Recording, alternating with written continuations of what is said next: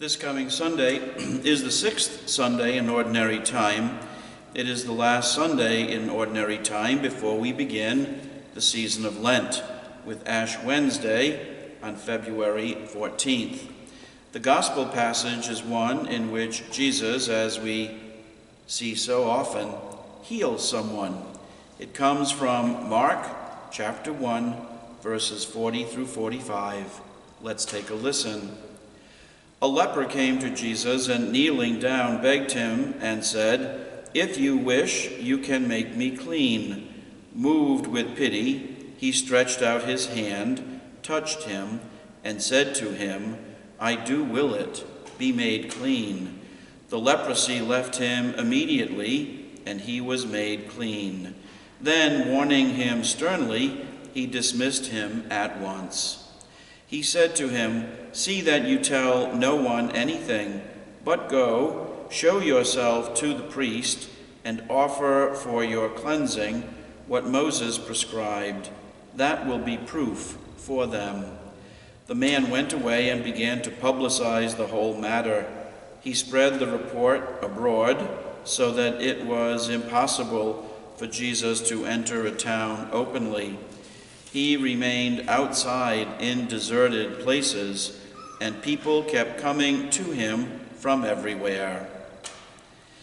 With the words of last Sunday's Gospel still on our minds, "Everyone is looking for you," which the disciples say to Jesus after he cures Simon's mother-in-law, we have to wonder if the man with leprosy was one of those in that enormous crowd of everyone, as in everyone is looking for you. As a social outcast, the leper would have been reluctant to approach anyone. There were strict guidelines on how close a leper could come to another person. He comes before Jesus, kneels down, and says, "If you wish, you can make me clean." Lepers not only had to deal with the physical aspects of the disease, but the social stigma. He comes to Jesus with at least two kinds of healings in mind: the physical healing and the social, emotional healing. The passage tells us that Jesus was moved with pity. He says, "I will do it, be made clean."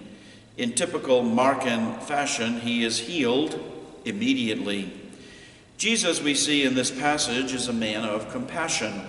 His compassion puts him in contact with someone it might not have been easy to approach for the rules that applied to people with leprosy.